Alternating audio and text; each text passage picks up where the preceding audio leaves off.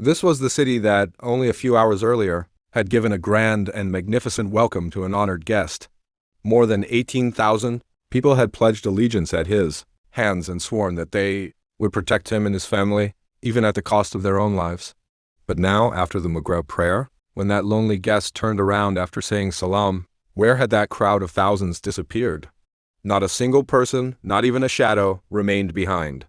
That great personality was left completely alone in the unfamiliar streets of Kufa. This is the story of one of the most painful and shocking chapters in Islamic history, a chapter in which loyalty and betrayal faced their greatest test. It is the story of the first sacrifice of Karbala, Hazrat Muslim Ibn Aqeel, whom Imam Hussain said had sent as his ambassador. It is the story of Imam Hussein's trust and the betrayal of the people of Kufa that laid the foundation for the bloody tragedy of Karbala. What exactly happened that night in Kufa? What scheme did Ubaidullah Ibn Ziyad use that caused an army of 18,000 supporters to collapse like a wall of sand? And what were the final words of Hazrat Muslim Ibn Aqeel that left history in tears forever? Let us turn the pages of history and uncover this heartbreaking and powerful story. The year was Rajab, 60. The Muslim Ummah stood on the brink of a great upheaval. After the death of Muawiyah ibn Abi Sufyan, Yazid seized the caliphate through force. It was a time when the teachings of Islam were being altered, and Yazid demanded allegiance from Imam Hussain. But how could the grandson of the Messenger of Allah bow before such a tyrant? Imam Hussain declared openly, "A person like me can never pledge allegiance to a person like Yazid." After this, Imam Hussain left Medina and traveled to Mecca. When the people of Kufa heard that Imam Hussain had refused Yazid's allegiance, a spark of hope arose among them. Kufa had once been the capital of Hazrat Ali and many lovers of Ahlul Bayt lived there. The tribal leaders and ordinary people of Kufa began sending letters to Imam Hussain. Not one, not 10, but thousands of letters reached Mecca. The letters said, "We have no Imam. Come to us. We will fight for truth under your leadership." The number of letters became so great that Imam Hussain decided not to act without verification.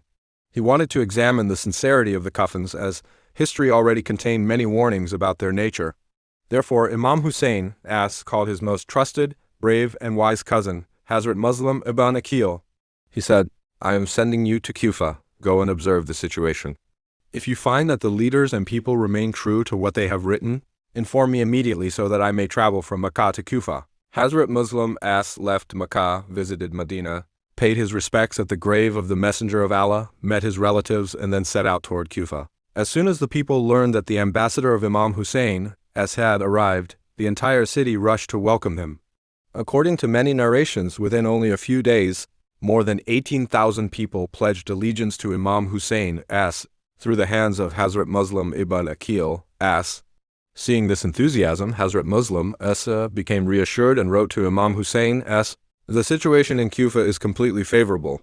Please come." But he was unaware that Yazid had already decided to crush this movement by sending one of the most ruthless and cunning men of his time to Kufa. A decree came from Syria, and the destiny of Kufa changed. Yazid appointed Ubaidullah Ibn Ziyad, the governor of Basra, as the new governor of Kufa. Ibn Ziyad was extremely cunning, intelligent, and merciless. He knew exactly how to plant fear and greed in the hearts of people. He entered Kufa secretly, so secretly that the people did not even realize it. He covered himself with a black veil so that people would mistake him for Imam Hussein's ace. The people of Kufa were so eager that they rushed toward him, chanting slogans of welcome. But when the caravan reached the governor's palace, he removed his veil. The people were stunned. This was not the grandson of the Messenger of Allah. This was Ubaidullah ibn Ziyad, a man whose name had become synonymous with death. As soon as he took control of Kufa, he began his scheme. He secretly summoned the tribal chiefs of Kufa to the governor's palace and gave them two choices. On one side were wealth, lands, and high positions. On the other side were death and the terror of Yazid's army. He threatened them. "A massive army from Syria is already on its way. Whoever supports Muslim will have his entire family wiped out." Hearing this, the selfish tribal leaders lost their courage. Tempted by wealth and frightened for their lives, they agreed to abandon the ambassador of Imam Hussain. They returned to their tribes and began spreading fear among the people. Soon an icy wave of terror spread throughout Kufa. Hazrat Muslim ibn Aqeel, who was staying in the home of loyal supporters such as Maitham al-Tamur and Hani ibn Urwa, realized that the circle around him was tightening. When Ibn Ziyad lured Hani ibn Urwa to the palace, severely wounded him and imprisoned him, the situation reached a critical point. Upon hearing of Hani's arrest, Hazrat Muslim ibn Aqeel called upon the people of Kufa to rise up. Within a short time, thousands of armed men gathered outside the governor's palace. Spears and swords filled the square, and outwardly their hearts seemed full of love for Ahlul Bayt. Inside the palace, Ibn Ziyad trembled with fear because he had only a few hundred soldiers. But then he played his greatest political trick. He placed the same tribal chiefs he had bribed on the palace roof and ordered them to address their people below. They shouted, "People of Kufa, return to your homes. A mighty Syrian army is coming. Whoever returns home will be safe. Whoever continues this rebellion will be executed and his family destroyed." Fear spread through the crowd. Mothers pulled their sons away. Wives grabbed their husbands and begged them to return. The fear of death and the love of worldly life overcame faith. One by one, people began to leave. The sun set. The time for Maghrib prayer arrived. Hazrat Muslim ibn Aqeel stood in prayer. At that moment, only a few hundred people remained. But when the prayer ended and he turned around after saying salam, the mosque was empty. Not a single person remained. Not even a shadow. Hazrat Muslim stepped outside. The night of Kufa had become dark and terrifying. Only hours earlier, 18,000 people had claimed they would die for him. Now he stood completely alone, thirsty and wandering through the unfamiliar streets of Kufa. No window opened.